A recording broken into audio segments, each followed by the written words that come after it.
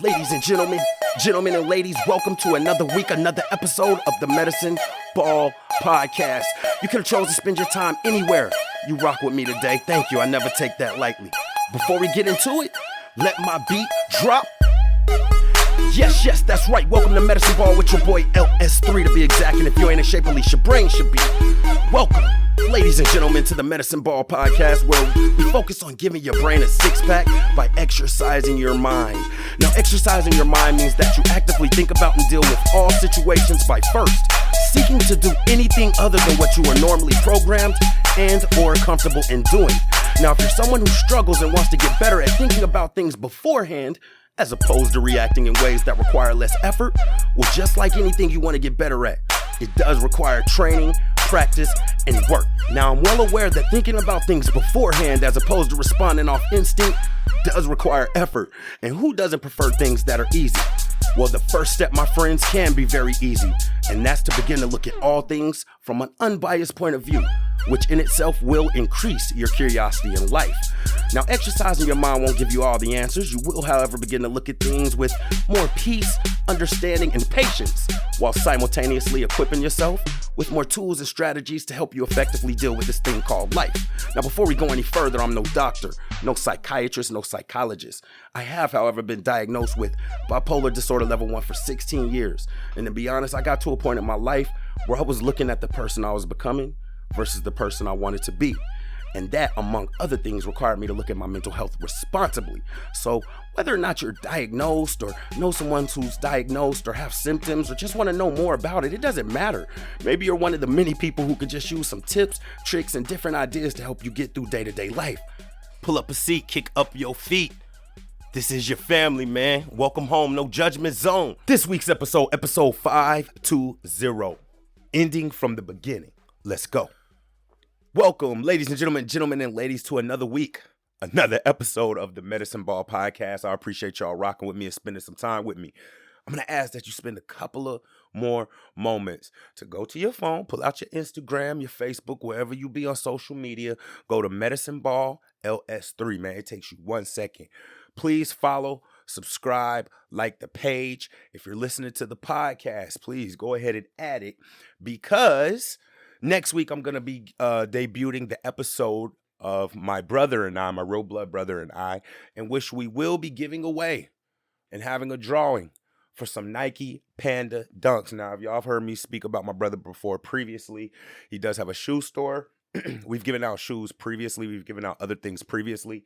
It is a legit pair of Panda Dunks. However, in order to be eligible for the drawing, I'm going to ask that you go follow my page, Medicine Ball LS3 on Instagram, because you're going to have to show this or be able to prove this. Then I'm going to need you to go follow my brother's page, Soul World Atlanta, SOLEWORLDATLANTA. Now, I'm really giving y'all that beforehand for those who just watch the show and keep up with it. But those two things are going to be a requirement in order to be entered into the drawing. Previously, I've given away an Xbox, Nike Air Force Ones, a ton of things. And ultimately, it's to get more engagement. And he is someone who I will have on my podcast going forward. All right. Also, I want to throw out to you all, man, go ahead and go to the website, www.medicineball.ls3.com. Buy some merch. You know what I mean? Join the newsletter or get my email there. Like, if you guys want to know particular things or have questions answered or maybe have some ideas about the show, a lot of people do this thing where they like message me online, and I'm only one person. I don't have a team yet, right? And it could be a lot, and your message might get lost, or I might try to save it and go back to it. It's going to get lost and swallowed up. Go check out the website, all right? While you're at it, because he's licking on my leg, go follow my dog, my son, that guy Mamba, ThatGuyMamba. He is a little grumpy because this man been on a hardcore diet, which has included me having to do a little bit more cardio every day, but we've been sticking to it, man. I know a lot of you guys, you know, like Mamba, people reach out to me about this man constantly. Yo, go follow that man, all right? Without any further ado, man, I want to get right into this week's episode 520, right? And the thing about it is, right, episode 520, ending from the beginning. The thing about it is, as I grow in my knowledge spiritually, mentally, age-wise, just gathering more wisdom, man. Overall, I find myself coming to these points in my life where it's something that I heard earlier on in my life that I really should have probably taken more seriously, that I'm kind of like, oh man, that's why they said that. And when I did the interview with my brother, one of the things, and I've mentioned this before, so I'm not spoiling anything, but one of the things I've always talked about that, like, my father particularly, like him particularly, like other people have said it to me, but him particularly had always spoken and shown and modeled through his behavior this thing of writing things down, right?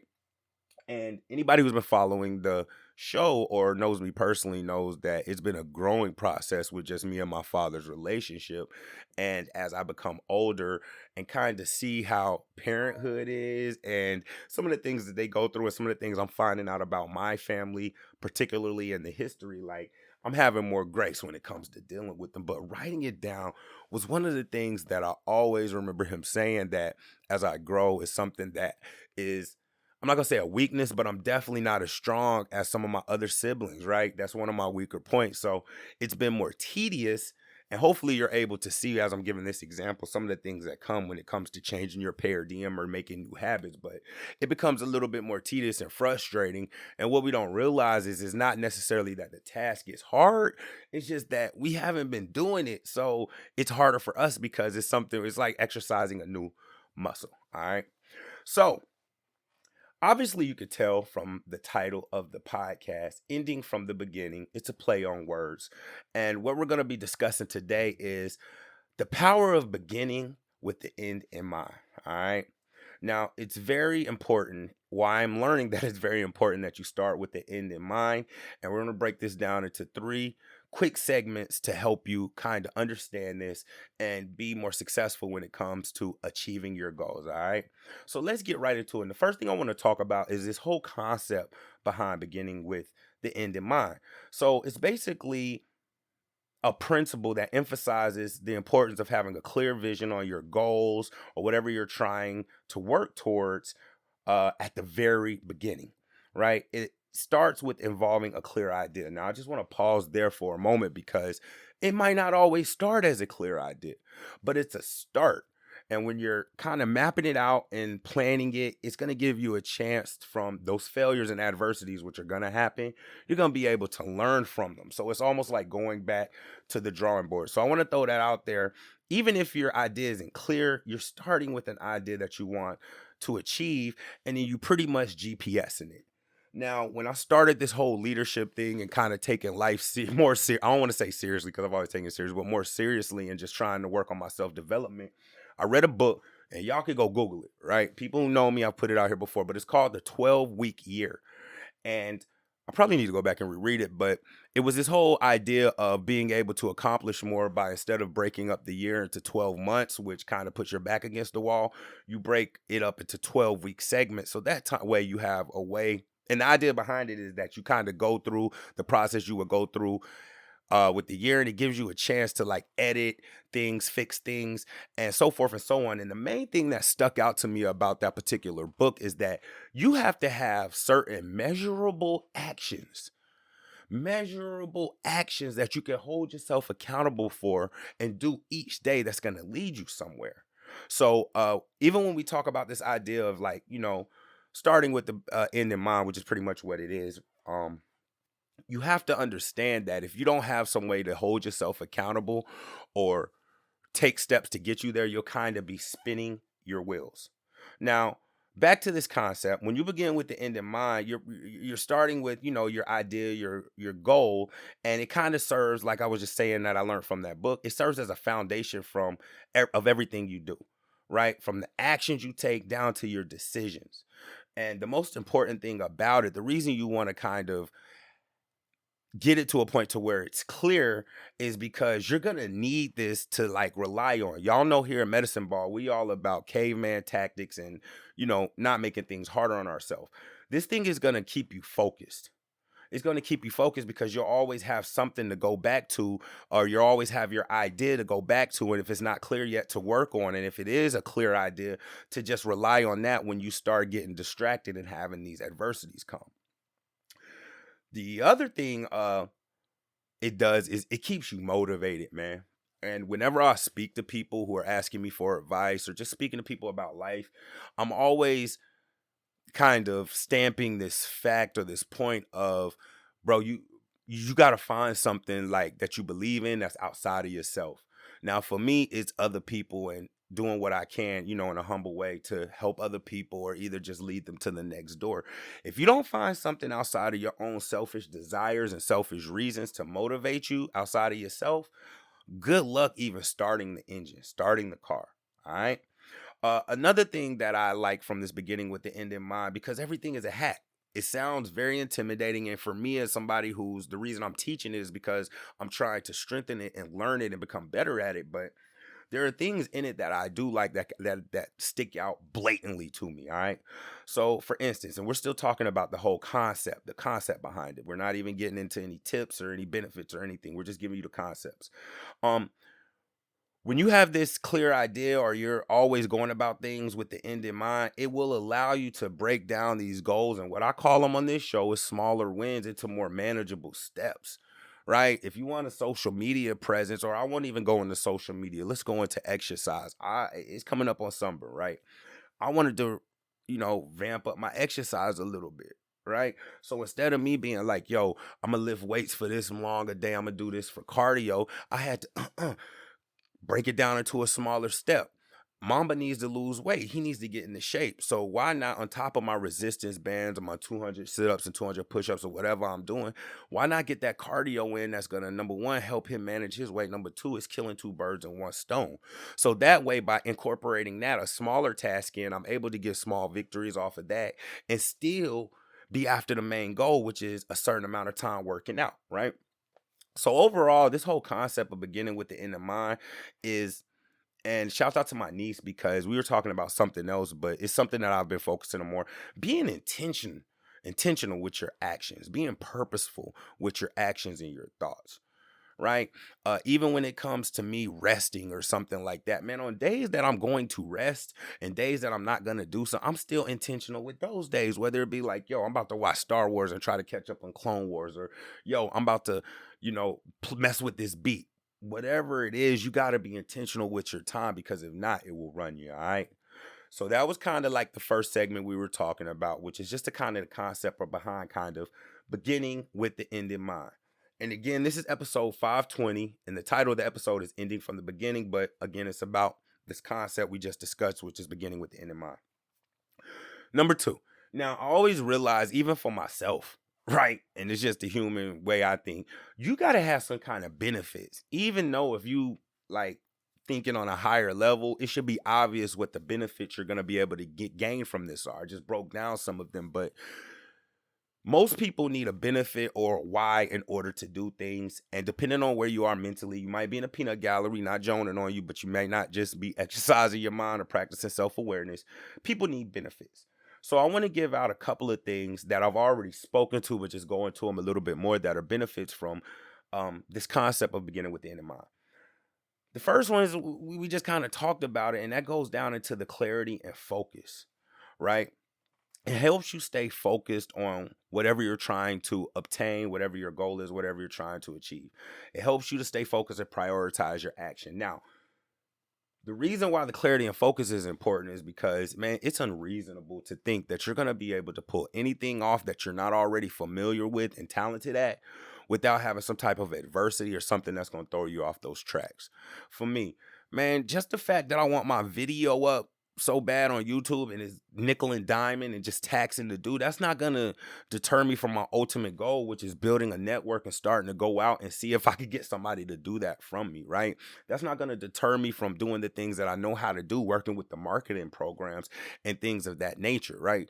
And you guys hear it. It does sometimes, but because I'm kind of, and me personally, when it comes to medicine ball, I'm always working on my clear, and precise goal and picture. But I always have to go back to my notes and my books, and it could even be a prayer or something like that. Like, yo, what's your goal, bro? Your goal is to be able to reach people, be a positive light, so forth and so on. And that can snatch me out of a lot of those situations where I'm starting to beat up on myself too much or getting depressed. So one of the benefits is the clarity and focus, but I just want to go into it a little bit more. It's like, these are things that you rely on. It sounds tedious, but man, when your back's against the wall and you don't know where to go and you're tired and you don't know what your next step is, if you have something at least written out, you could just rely on that and you don't have to use so much mental energy. All right. The second thing I talked about a little bit when I was explaining the concept, but the second benefit you're going to get is a motivation, right? Man, when you have a clear goal in mind, it gives you the motivation to get there, right? Because it's like if you draw it all the way out and you already have, especially if it's already fully completed in detail, if you already have it drawn out and it's detailed and your steps are clear and concise and you can see it on paper or wherever you're jotting it down working, it's going to motivate you because then the only thing you have to battle is going ahead and pushing through and having the discipline to do what you've already kind of done to set the groundwork for, right? It helps you stay committed even when you're faced with, obstacles, worry, or being tired. You know that you've already drawn something out that no matter how you feel, if you're able to execute this particular action, it's going to get you one step closer. I'll use myself as an example again, and I spoke to this previously when it comes to making music. Man, so often it could be somebody sending me and they're like, hey, a lot of times when I work with artists, they're like, hey, remake this beat. Right. And it'd be a whole beat that the producer who made it probably used a sample and all these cheats and all these EQs and effects to make it some type of way. Right. Um, when I get into a situation where I don't know what to do with it and it becomes overwhelming, I'm able to flip that into something to motivate me because once I start going to look it up, man, it always happens. And it happens in other aspects, but especially in music. Man, that little 30 minutes or whatnot of just looking that stuff up, I learned 15 to 20 different things that help my workflow process simpler. Man, side note, man. Because this probably going to put me in a goofy mode. So I got to say a side note to let y'all know. I stay in the South, right? And side story. And one thing, especially when I went to the Pacific Northwest, before I even go there, I'm not scared of them. I will handle my business. I'm even somebody when it comes to bugs and critters who will think about the effect that it may have on the miniature ecosystem that's going on. So, for instance, if I don't like mosquitoes, but I see a spider web, I'm real quick to break it down like, yo, Mr. Spider's hiding. He don't even want me to see him. These mosquitoes is bothering me. I'd be better off just leaving that mosquito web up there and letting that man do his job and go from there. All of that to say, like, bro, I do not like bugs, bro. I got this weird thing where it's just like, it's not even that I'm scared of them. It'd be like when I'm sleeping or when I'm laying down, I don't know, man. I just feel like if I fall asleep, they're going to go buzz in my ear or go up my nose or something like that. Probably too much TV. Long story short, man, when you live in the South, man, they got these things called stink bugs, right? And I'm actually going to go do some research on it because allegedly, if you kill these stink bugs, it gives off a scent that's going to attract more bugs. So you got to be very, very careful about how you kill them, right? Bro, it is stink bug season. And and that's why I'm gonna do the research on it. And this is just a little story to give y'all in the middle of the podcast. You know what I'm saying? But I'm gonna get back to it. But because allegedly, if you just ball them jokers up and squish them up and throw them in a trash can, it would attract more. I've begun being a nerd, and I'll be keeping these little, like the water bottles. I drink a lot of water. I keep a little water in the bottom of it. I keep a water bottle because when I see these stink bugs, I have to maneuver and kind of like bump them to fall into the water bottle into it so I can screw the top on top. You know what I'm saying? I just collect and just throw them away like that, right? Bro, I kid you not, man. I kid you not. And it makes me so paranoid because now every little brown spot that I see in the wall, a little flash, I'm like, oh, it's a stink bug. Bro, I'm sitting up here talking on the mic. And out of the corner of my eye, I'm seeing something on the top of my mic move. Now it's an arm mic, so if I bump the desk or something like that, it'll move the whole mic. But I'm seeing something move, bro. For the first half of this show, man, I had a guest who was speaking here with me, man, Mr. Stinkbug, man. So I had to get up right there, go grab my water bottle, fish this guy off, bro. And I promise you, it's not a dirty thing. If you live in the South, especially where I live, you will know, man, you can't really do nothing about stink bugs, man. I'm pretty sure you can. Well, you could probably do some extreme stuff like put a plastic layer over your windows, but the jokers getting in if they want to get in. So I just wanted to give y'all a little ha-ha while we talking about beginning with the end in mind, man. Uh Message me, man, if y'all like stink bugs. This might be my secret question to the panda dunk draw. But anyway, let's get back to it. We were talking about the benefits of beginning with the end in mind, and I was talking about motivation.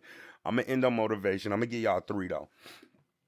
Um, it can help you to have better decision making, and I really want to give y'all a bonus point on this, and it's specifically when it comes to time management. Time management is easily one of those things that my dad also used to always just be, and I called it the old man stuff. Oh man, gotta learn to manage your time. But it's like as you get older and you want to go do things and you got responsibilities, you trying to run a business, bro. Time management is very, very important. But it's almost like your decision making with your time management. So if I know I got a podcast to do, but the Lakers games coming on or whatnot, I'm making a decision probably to watch the Lakers game, knowing that I might have to double up or when I want to chill, do work on the podcast. You feel me? When you have your stuff written out, and even me, I am a nerd to the key, bro. Like I have daily habit routine checkers, daily to-do lists, and things like that. Because even on the day when I don't do it, I be feeling bad enough to like, if I just click the button, it's gonna wear on me, right? To where I eventually do it. But it's a decision-making thing when it comes to dealing with your time. You're able to make more better time decision management because you have a clear idea of what you want to achieve. And I want to just be very careful on when I'm saying clear idea because a lot of times it might not be clear, but the idea behind it is that you're always going back to look at it and making edits and updates to be more specific or cater to your strengths, your weaknesses, or your situation, right? But it will help you to avoid getting sidetracked or these short-term distractions. Like for instance, bro, I am not going to spend so much time focusing on trying to get my video editing together that I don't do the podcast, right? And I've been guilty of that, and even now y'all can hold me accountable. I could tell when my posting falls off and I have to go back and write in my journal or reevaluate what I got going on and kind of be able to tell myself like, listen, bro, this is your goal, build from here, because I know what I ultimately want to do with this. I want to get into a public speaking thing. I'm familiar with how my voice sounds. I have voiceover opportunities, so I know that people ask about what to do when it comes to picking a psychiatrist, and they have communities and things. So I have an idea of where I want to go with this, and I can't get too distracted on those top level ideas that I don't do the things that I need to do now, that I trust in God I'm going to need these skills later. All right, cool. All right, segment 3, and this is going to be the final segment, and this is just going to give you a couple of tips of you know what you can do to practice um thinking or practice this concept of beginning with the end in mind. So this is going to be the final segment, and these are some practical tips for you to be able to start to practice this concept of beginning with the end in mind. Now, there are more than just these 3 tips, but as I always say, initiative is a big like indicator of how bad you want to do something, right? So we're just going to give you 3 things right here. The first thing you need to do, the first tip that I suggest to people is create a plan. Even if your plan isn't like, once you have a goal or something you want to obtain, you have to create a plan, right? Now, even if your plan isn't perfect, you need to be able to create a plan and follow that up with another and that's create some actions, right? Once you do that, you can start breaking your goal down to other steps, into smaller steps. Now, it's important that you create this because when you do make mistakes or find things that aren't conducive to your lifestyle or things that you're not able to work around, you need to have something to go back and edit rather than starting all the way over. Starting all the way over or starting from the jump is draining mentally. It can be frustrating, and you could be taking a long way around. So it's to create, right? Create a plan and then start creating steps that you can actually take. I know that's one thing that, being a coach and when I was in management, that I began to grasp later on in my life, but I find that a lot of people overlook. It's not enough to just be able to create the plan. You have to have something that you can actually do, right? To make that happen. Can't remember who said it, and this might be a vague reiteration of the quote, but basically it said, um, A goal without a plan is a dream. Because it's just something that has an end, but you don't have no steps and you're not able to take any steps to get there. So create a plan and create actionable steps that you could take to start going towards that plan or that end thing. Number two, visualize. Um, when I was doing research on this and as I develop, a lot of times they say visualize your success, right? But I don't think that most people have a problem visualizing their success. When I was earlier in my producer career, and thank God that I, had a chance to experience some of these things, but it's real easy to visualize being VIP in the club, hanging around the stars, good looking women. It's real easy to visualize that. What most people don't visualize is the work. Follow me here. If you don't visualize your work, this is how we end up setting ourselves up for failure. When people say this thing and people are talking about like, yo, we don't set realistic goals, what they're really saying is we're not setting goals that are conducive with how our characteristics are and the actions that are going to be needed to take in order to get there. A lot of times people set unreasonable goals, and I even check myself. Yeah, a goal is to have 1 million people listen. But I wouldn't set that because I visualize the work. If you want 1 million people to listen, you're going to have to be on social media all day, every day. Just catering to people, knowing the latest trends and all of that. And even though I'm getting there, I'm not there right now. So I have to adjust my goal so that I'm able to visualize the work in a way that's not depressing to me. All right. Visualize the work, bro. If you want to be a good basketball player, right? I used to coach a little basketball with the younger kids. Man, the thing that I tell those kids is not that you can't make it, not that you're not tall enough, not that that is not statistically possible.